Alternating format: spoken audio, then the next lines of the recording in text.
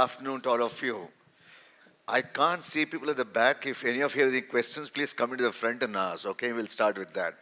You know, and we heard in the past session, 𝗦𝗃𝗃𝗃 session was also talked about AI, and Smita spoke about branding for GCC, etc. In our session today, we'll talk about many of you are practicing managers at global capability centers. Many of you are perhaps aspiring to lead global capability centers. We'll decode something for you, what is happening in the GCCs that for all of us to be aware of. I'll start with you, Pankaj. Pankaj, you know, since the session today is the new code. When you say new code, should we be reimagining, or should we just accelerating, fast forwarding, just get the efficiency out, etc.? In your context, in your past experience as a GCC owner, perhaps even in the current context of where you are currently working on, can you just tell us the last 5 years, the business transformation, how is making you to reimagine the way you should be operating? Thanks, KC. And is it I'm audible? Yeah. Yeah. So KC, I think this question is actually valid for GCCs and beyond. Because the way I see it, the fundamental shift that has happened thanks to AI, because frankly everything today is driven by the AI-related conversation, that these new technologies are almost like a genie. It can do anything. So I think the problem is, what do we ask them? So I think the problem has shifted from defining solutions to determining problems. I think therefore, I don't think we have been trained to do that. I think all this historical era, where we are in a scarcity era, I think if you could just solve some problem, my dad solved my problem by putting me become an engineer, job done. We all did that. Now in this abundance era, there's so many opportunities, but how do you figure out what to do? So I think the opportunity has shifted from solutioning to defining, and I think the entire education system, family system, corporate system, taking a much longer time. It is natural to get there. So I do think that for the GCCs also, I think GCCs again have followed that linear curve that, you know, grow in the same way, do the same thing more and more. And we all know the automobile industry did that till Tesla came along. So we all have to start to think about how can we be the Tesla of our industry by reimagining the fundamentals. So you're saying that the way rest of the system for a GCC alone cannot be expected to change. It has to be beyond speed, beyond acceleration. It has to be reimagining everything. So GCC leaders have also, the GCC at the global headquarters also, start reimagining what we think. Any comments you have, Anjali, on this? You represent the brand for having the leadership of this thing. Are they also reimagining the GCC world, or is this old one in a new bottle? Thanks for that, KC. Your mic is not working. I think now it should. Yeah, so I think as I was listening to Pankaj, I do want to share a different perspective here, because I know everybody sitting in this room, all of us are not on the same maturity stage that we are in. I think there are GCCs who are starting, there are GCCs who are much matured, and there are those who have moved from an offshoring unit and now just discovering the world of GCCs. So I think keeping that in mind, I would want to share that the room should not get intimidated with what we speak about reimagination. I think it's a journey for a lot of people, and to me, reimagination for a lot of us is also a lot dependent on the parent company that we are operating with. And I can give examples from a Randstad perspective, because we just gotten into this journey, and also from an industry perspective, because if you ask an HR industry person today, the space where everybody wants to hire is a GCC. So there is need for talent, there is lots happening, but there is a journey also out there, and I think that's important. And to me, reimagination is not, as we said, is not about thinking fast, being more efficient, scaling up faster. It's really shifting the game altogether. And it's so the question then goes back to the GCC leadership: how prepared and how ready are we for that? So I'll leave Fantastic, Anjali. George, since you run as a practicing manager with GCC now, it would be great to know if you can share in your organization what is the reimagination that is going on in the last 3 years to be keeping pace with the organization's growth strategies. So, KSV, one of the first things that I would say is that as an organization, we have reimagined things a long time ago. And even in GCCs today, those are decisions that are still being thought of. I'll give you an example. One of that was, even today, most of it is a cost plus transactional type of model in GCCs. Nothing wrong. Nothing wrong with that. We moved to an outcome-based model in 2007. And at that time, when I was there and Samir was there with me at that time, I honestly thought that this is a ship that is going to sink, because our business was so cyclical that I would think that we would have to hire and fire all the time, because you're outcome-based. You're only going to get paid if work gets done and a certain throughput of that came through. How do you manage costs? What I can tell you is that that journey started off then, and all of our managers suddenly became business managers. Let's say a simple example, COVID came along, all order volumes went through the roof for us because we are very closely tied to the real estate industry. Interest rates in the US dropped down. We had more volumes than we could possibly imagine. But Q4 of 21, we put a pause to hiring, because my managers came back to me saying that they are seeing a shifting in the sands. And so since then, we paused hiring, and by 2022 Q2, we saw interest rates had dropped, or rather went up by 3 percentage points. Order volumes had decimated, but we were prepared for it because of those 9 extra months that we got.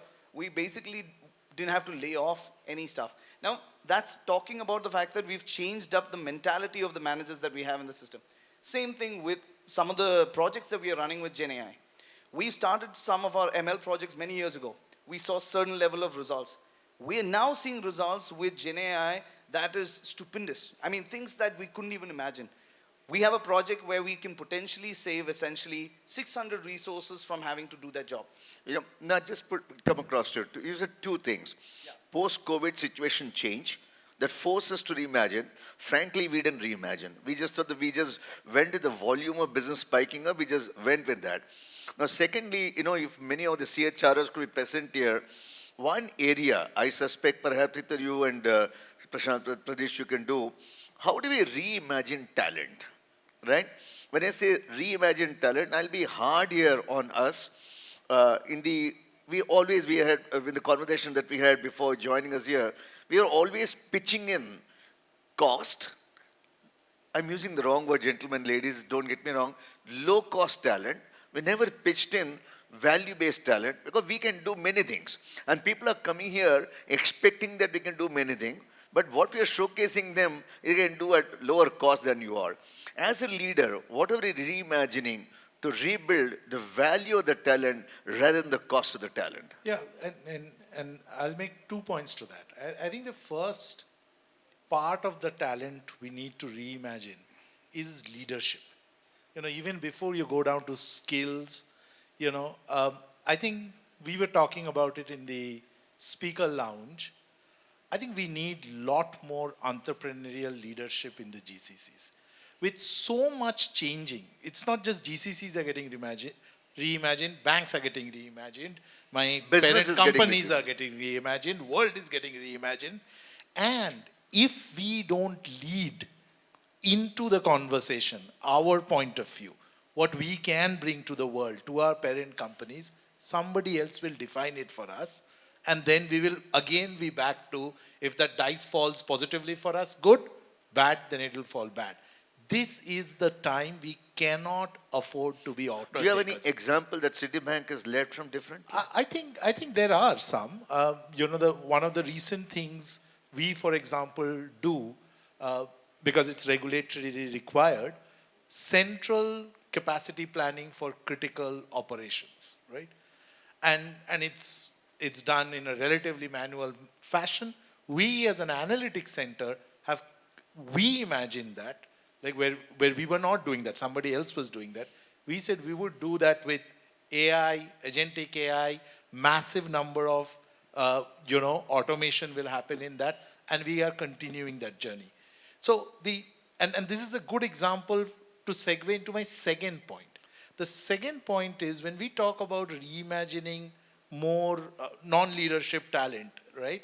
I think we all jump into saying, okay, we should build GenAI skill and this skill and that skill. But are you willing to pay more? We want the best of talent. We still want to pay 3.5 lakhs per annum as a salary.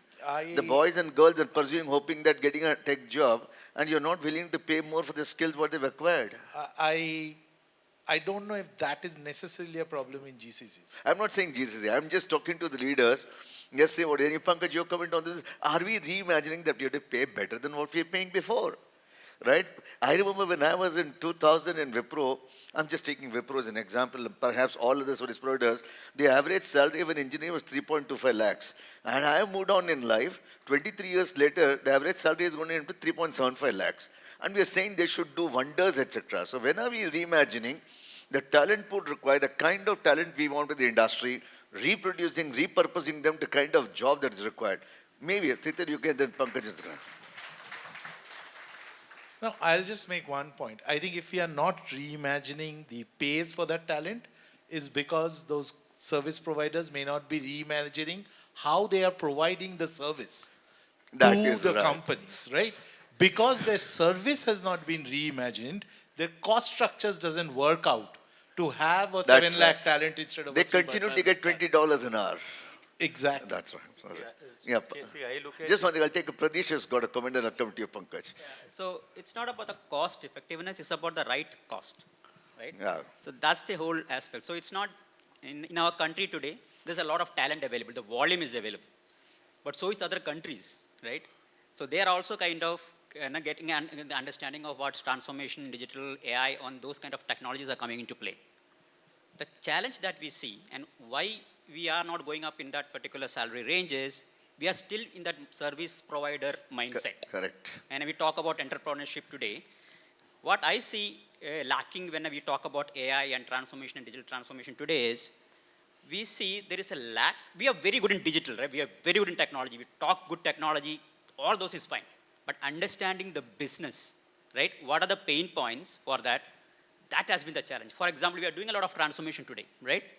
But there's a lot of transformation depth for us today. Why? Because I'm doing an SAP transformation. There are a lot of solutions that SAP has provided, but we are solving problems from a technical standpoint, a service provider standpoint, right? And not looking at what business is there for that matter. Like SAP has solution for tax when you're doing finance transformation for tax for India, tax for US. Are we using that model effectively when you do digital transformation? We try to write code to ensure that I serve that requirement. The service provider mentality comes into play. We transform ourselves into that and really look at what business problem is and then understand that aspect that will deliver value for it. And that ensures that we are going up in that talent scale. Thank you. Pradish, your final comment on this topic, Pankaj. So I was saying that in India, we have every product from 1x to 10x range, starting from real estate to scooters to toothpaste to cars to clothes to talent. So I look at it as a benefit that we have the whole range available. Now it's up to us to pick and choose how and what we want. Versus if you look at US or any other developed country, their range is very low. So I look at our diversity as a strength, and it's up to us how to choose and go ahead with it. So I don't see it as a problem, I see it as a strength. I look at 𝗍𝗵𝗹𝗀. No, but my question is the following. I agree with you. There is an opportunity available. The question is, are we prepared to relook at it? Or in the past we said, I remember in the conversation in my previous organization in 2021, was that I need talent. I need talent. The market was just opening up after COVID and put across. Now suddenly that was the time, I don't know how many of you recollect that, a fellow is to pick up offer, they not join you at the end of the day, and they said come and put a restriction that once he takes an offer, cannot join. They didn't reimagine how to attract the talent. And I think the slide, Smita, the point she said, how do we attract talent, retain talent, put together what requires some reimagination. I'll go to the next topic, which is... But I think your folks from Wipro have done rural BPOs, we have had that. 𝗍𝗵𝗹𝗀 is a great example where 10th pass people from a rural village. Correct. Now, by the way, he's opened an office in Sonbhadra in the northern area. In fact, I was listening to his interview and someone asked me, why are you going there? He said, that's where the babies are getting born. In the south, babies are not getting born, so I'm just going to where the talent is. I'm happy you're saying this because all of us seem to be concentrated on 5 metro locations to do our GCC role. Perhaps there's an alternate location exists, reimagine, if better talent exists, go there, don't hesitate saying that, and I'm sharing that in honesty, the kind of conversation you find, some of the conversation you find on AI in Indore beats any time the kind of AI conversation you get in Hyderabad. The kind of conversation you can get perhaps in Prayagraj on AI sometimes beats the kind of conversation that you get in Noida. That's the way it is. Just reimagine, leverage the talent available, put across. That's the point I was trying to make. I'm happy that you concluded with me on that. The second aspect is, I'll start with you, George. In your corporation, in the GCC world, which are the top 3 functions or department or leadership roles where you think maximum disruptions is happening or will happen? So right now it is on the lowest hanging fruit where we have a lot of the transactional type functions that can be done. That's why we're seeing the biggest bang for the buck, and more so because from a tech standpoint, we're still figuring out what LLMs can do and what that solution can bring to the table, and that's why we're seeing the biggest impact. Now, the good part about it is that today we only touch about 200 counties in the US because of the scale of people that was needed to, I mean, if we had to brute force it, there are 3,000 counties if we had to expand that opportunity. So yes, solution will come in to help us not need that many people, but that will allow us to go from the 200 counties to possibly. So one disruption is whatever, whichever way you define, I'm using the wrong word, low-end job.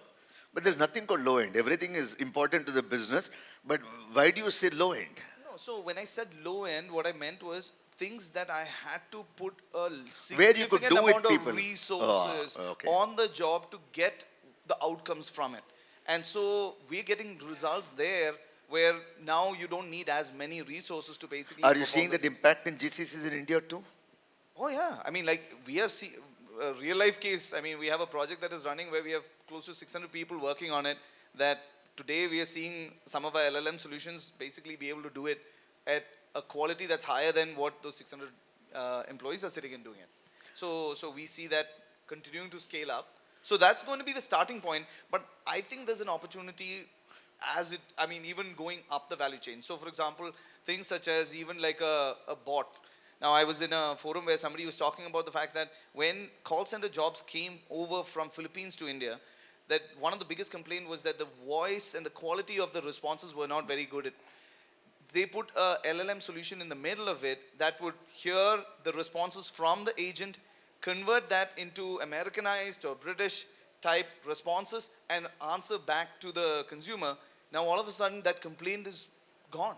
So suddenly your availability of talent just expanded incredibly. Now this could also change where it could even translate, say, English to Hindi, Hindi back to English.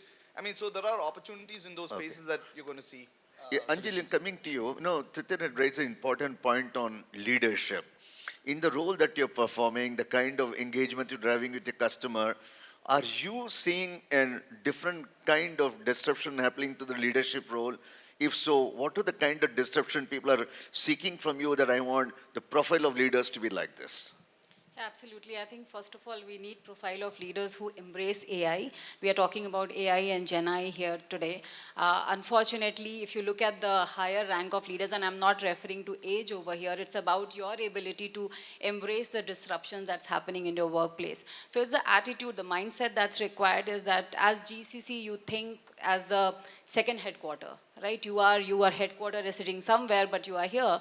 And I also draw an analogy to very closer to my function. I mean, you look at the evolution of HR. From today we need business HRs and business partners. These were the people who were doing payroll years back, right? And nobody really needed them at the table that we are talking today. I think it's about GCCs really kind of getting at the table where the decisions are being made so that they are able to really help the parent company also accelerate and themselves. Now for that, you need a very different mindset. What I see today when I talk to leaders, it's still an instruction-led mindset. It's still more about what can I do for you and not about how can I change or really kind of shape the strategy for you. So I think we have to get there and that's a big journey. And that would also need that from an HR standpoint, we disrupt the world of the leaders out there. Titir, back to you. For us to remain fit, we do meditation, we do exercises, we do whatever else is required. What do you think the GCs were doing every day basis to remain fit?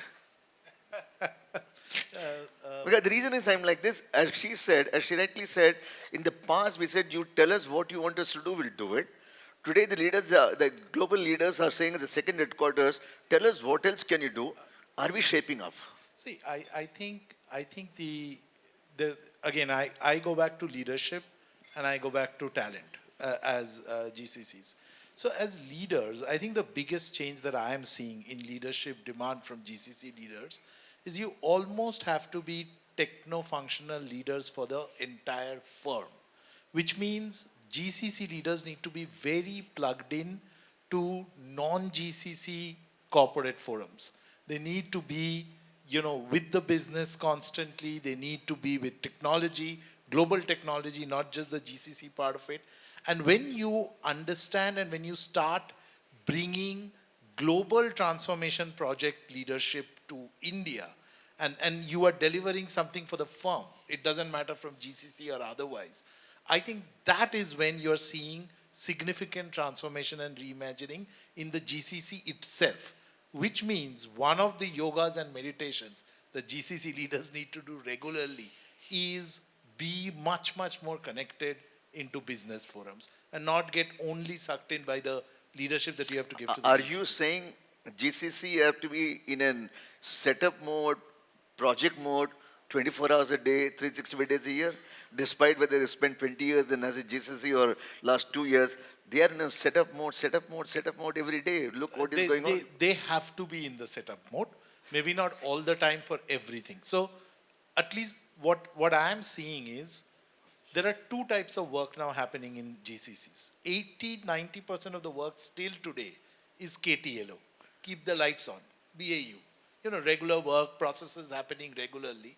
And then there is some work which is changing these processes, which are change accelerators. That reimagination is what I'm talking about.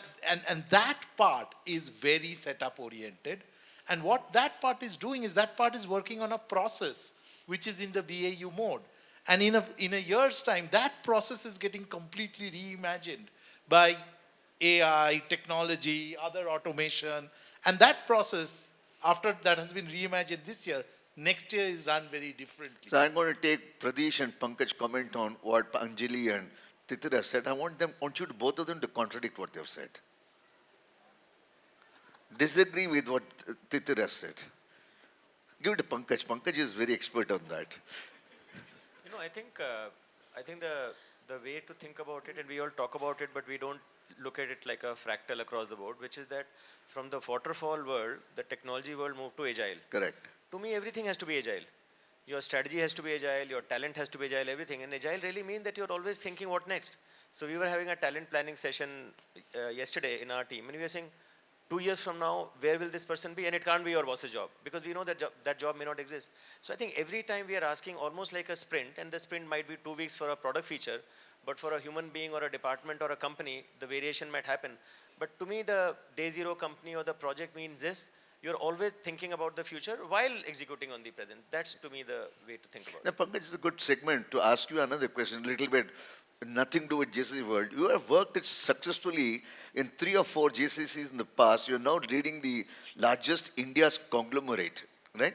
How easy was the journey to reimagine things here with your GCC experience?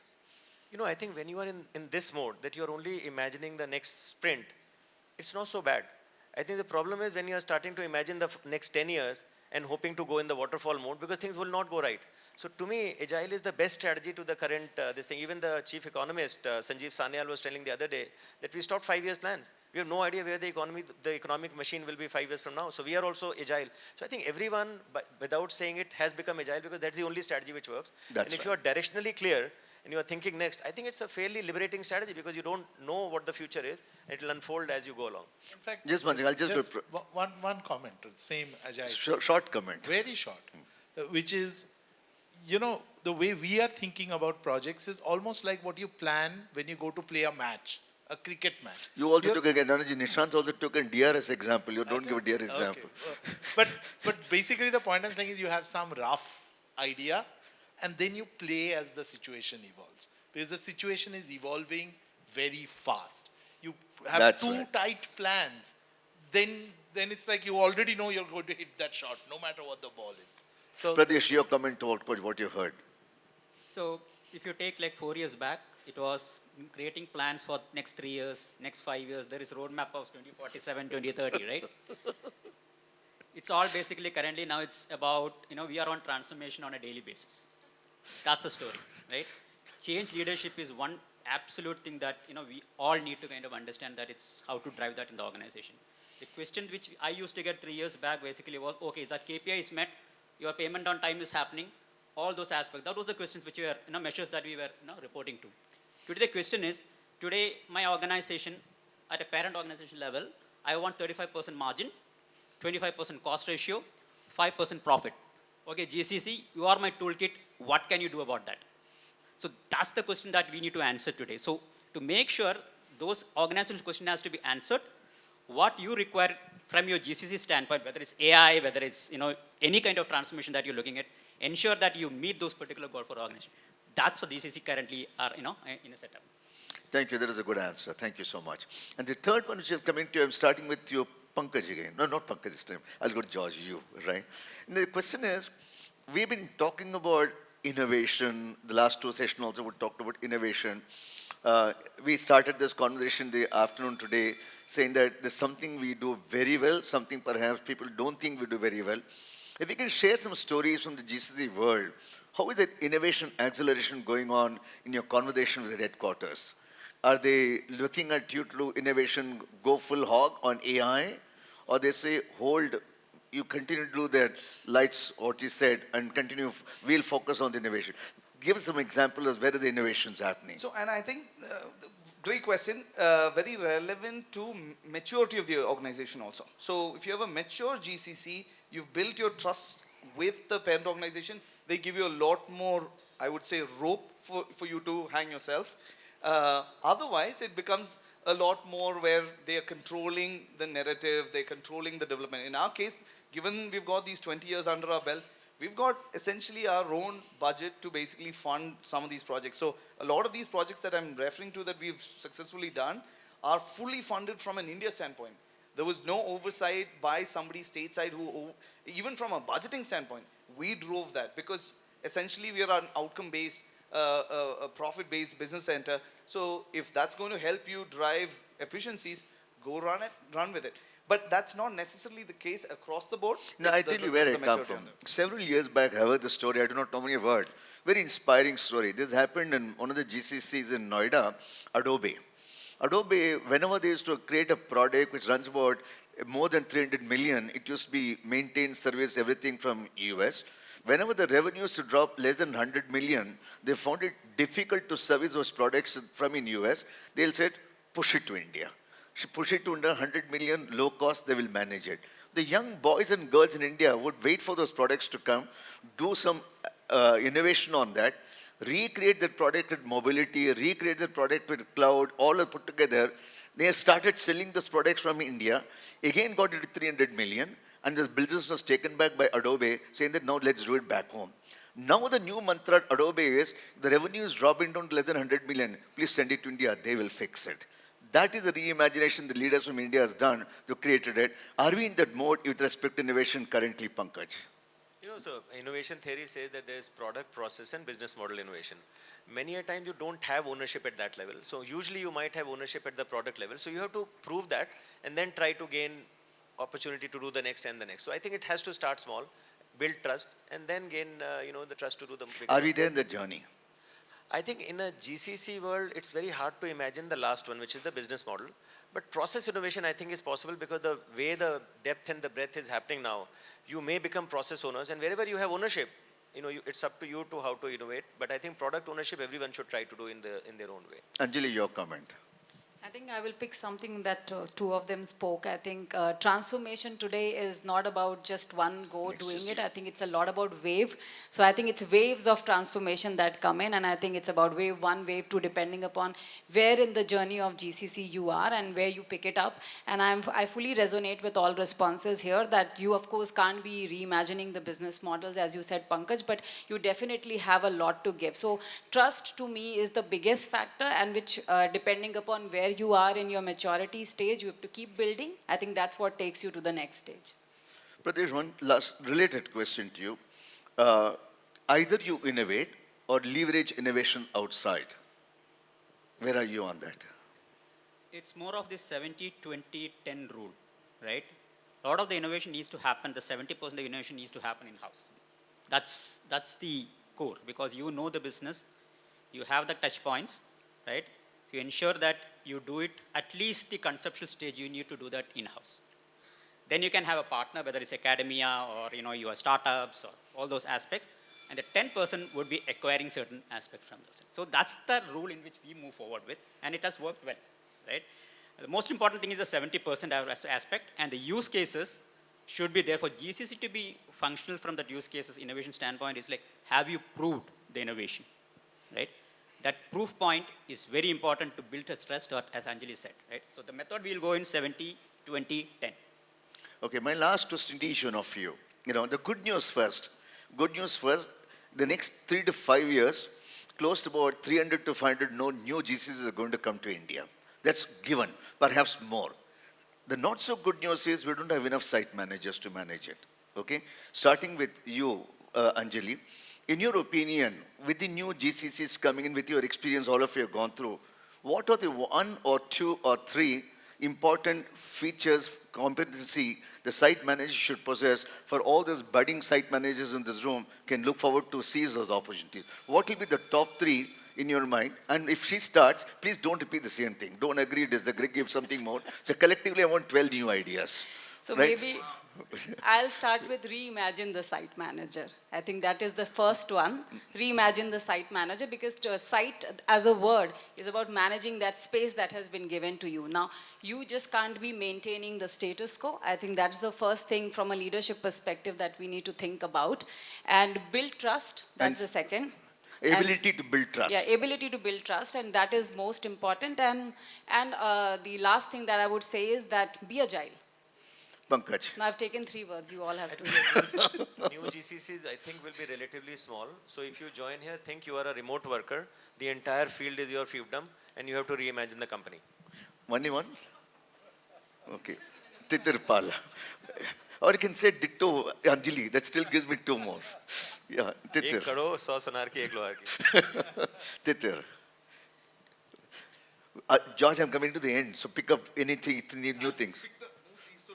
That's right.